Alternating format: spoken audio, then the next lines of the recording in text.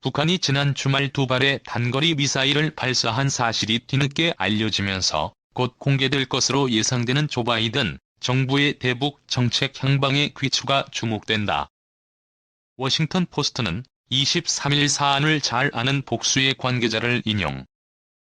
북한이 한미연합훈련 종료 사흘 뒤인 지난 21일 단거리 미사일 여러 발을 발사했다고 보도했다. 미국은 북한의 이번 단거리 미사일 실험이 유엔 안전보장이사회 결의안 위반은 아니라는 입장이다. 조 바이든 미국 행정부의 고위 당국자들은 지난 주말 있었던 북한의 단거리 미사일 발사가 안보리 결의안에 포함되지 않는 낮은 단계에 있다며 다양한 무기 시스템 실험은 북한의 통상적인 연습이라고 말했다. 하지만 전문가들은 북한의 이번 미사일 발사는 바이든 대통령에 대한 김정은 북한 국무위원장의 첫 번째 직접적 도전이라고 평가했다. 빅터 차조지 타운대 교수는 김정은의 동생인 김여정 노동당 부부장의 경고 후 이루어진 미사일 실험 발사는 바이든 행정부에 대한 명백한 도전이었다며 북한은 기본적으로 바이든 정부가 강경한 입장을 취하면 자신들도 같은 자세로 맞설 준비가 됐다는 신호를 보내고 있다. 미사일 발사는 끝나지 않았다.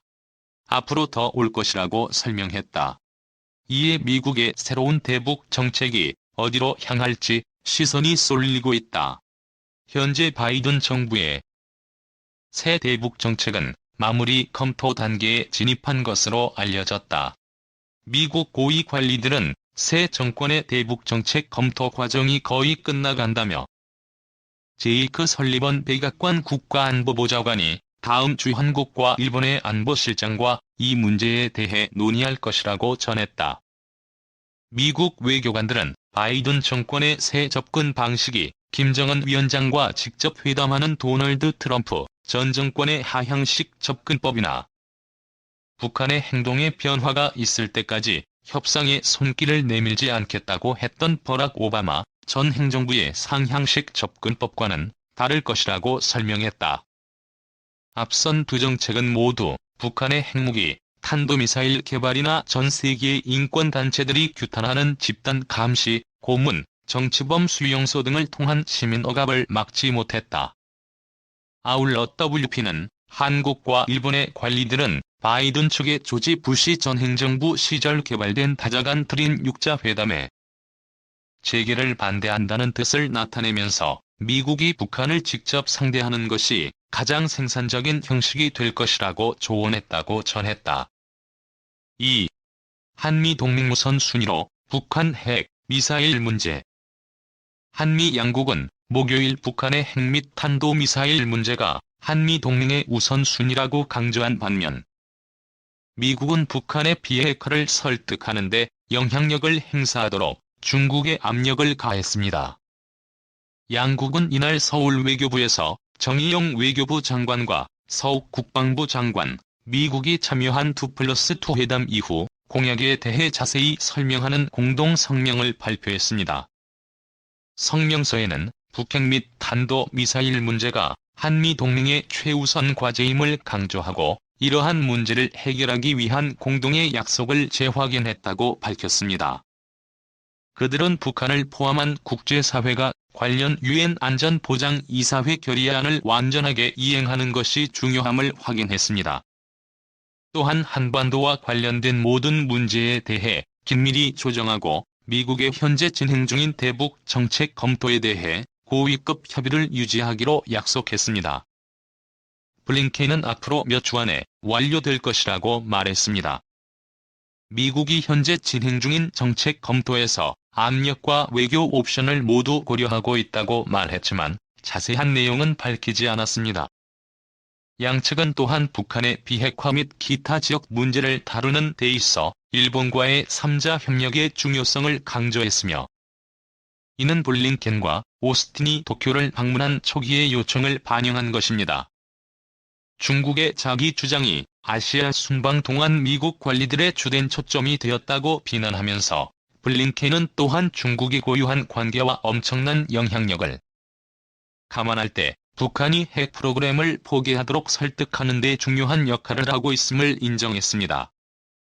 중국은 불안정의 원천이기 때문에 북한의 비핵화를 추구하는 데에 관심과 분명한 이기심을 가지고 있습니다.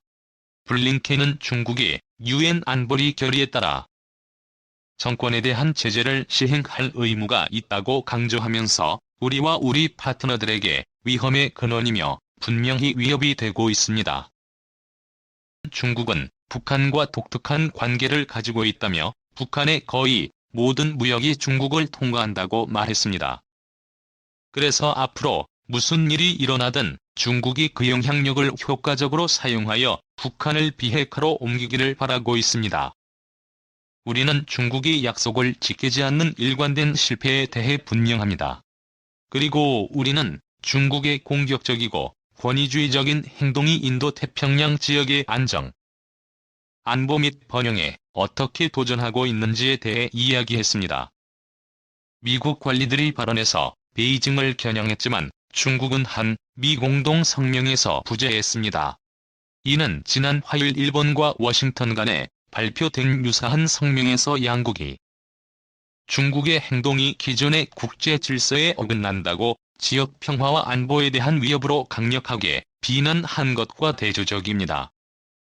전문가들은 이렇게 다른 표현은 한국의 핵심 경제 파트너인 베이징의 분노를 두려워하여 미국의 중국 폭행에 동조하는 것을 망설이는 한국을 의미한다고 전문가들은 말했습니다. 최강 아산정책연구원 부회장은 미국은 한국의 신중한 입장을 알고 있다고 말했습니다. 한국이 중국에 대해 너무 공개하지 않고 확고한 입장을 취하는 것이 중요하며 미국과 일치한다는 인상을 주는 것이 중요합니다. 이에 대응하여 한국은 현재 진행 중인 대북 정책 검토에서 더 많은 발언권을 가질 수 있습니다. 그러나 직접적인 언급이 없더라도 미국은 여전히 중국에 대응하기 위해 한국을 촉구하고 있습니다. 블링켄과 로이드는 북한이 미국이 적대적인 정책을 철회하지 않는 한 북한과의 회담 시도를 일축하면서 한국에 있다고 최선희 외무장관이 말했습니다. 최 씨는 미국의 지원이 시간 지연 속임수라고 비난했으며 미국이 정권에 대한 적대감을 철회하지 않는 한 유사한 회담 제안을 계속 폐기할 것이라고 말했습니다. 전문가들은 미국의 이전 지원에 대한 최선희 외무장관의 공식적인 거부가 우려되는 반면 전문가들은 북한이 여전히 외교의 문을 열어두었다고 말합니다. 통일연구원 북한 과장 홍민은 결론은 회담의 여지가 있다고 말했습니다. 그러나 미국은 북한의 인권 상황을 반복적으로 요구하고 있다. 최 씨의 말은 미국이 제재 완화의 힌트와 같은 선의의 몸짓을 보이면 회담이 따를 수 있다는 공개적인 경고입니다. 문 대통령은 공식 대화 전개 회사에서 이번 미국 고위 관리들의 고위급 방문은 한미 동맹에 대한 바이든 대통령의 새로운 의지를 보여준다고 말했습니다. 민주주의와 인권과 같은 우리의 공유된 가치를 바탕으로 양국은 특히 완전한 비핵화와 한반도의 항구적 평화를 위해 공동의 도전을 계속해서 함께 다룰 것입니다. 청와대에 따르면 대통령은 2+2 회의와 50분가량 지속된 회의에서 논의된 기타 문제에 대해 브리핑을 받았습니다. 3. 이슈큐브 북 단거리 순항미사일 2발 발사 내주 한미일 협의. 북한이 지난 21일 서해상으로 순항미사일 2발을 발사한 것으로 알려졌습니다. 한미 당국은 안보리 결의 위반이 아니라고 판단했는데요. 바이든 미행정부 출범 이후 북한의 첫 미사일 발사 의도는 뭔지 우정엽 세종연구소 연구위원과 짚어보겠습니다. 질문 1. 북한이 지난 일요일 서해 일대에서 순항미사일 2발을 발사했습니다. 순항미사일은 대부분 탄도미사일보다 속도가 느리고 탄도 위력이 약하다고 하는데요. 이번 발사 의도를 어떻게 보십니까? 질문 2. 유엔 안전보장이사회의 결의는 탄도미사일 발사만 금지하고 있어 순항미사일 발사는 위반 사항은 아니라고 한미 당국이 판단했습니다. 북한이 저강도 무력 시위로 한국과 미국의 반응을 떠보려는 게 아니냐는 분석도 나오는데요.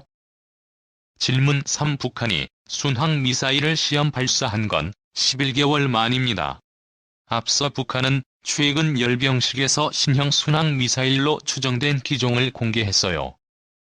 북한이 최근 개발한 신형 지대함 순항미사일을 시험 발사했을 가능성도 있습니까? 질문 4. 이번 발사는 미국 워싱턴 포스트, 로이터 통신 등 외신이 보도하면서 알려졌는데요. 며칠이 지나 외신 보도로 알려지는 건 이례적인데요.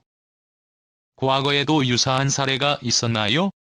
질문 5. 조 바이든 미국 대통령은 북한이 지난 주말 단거리 미사일을 발사한 것과 관련해 여느 때와 같은 일이라고 말했다고 전해집니다.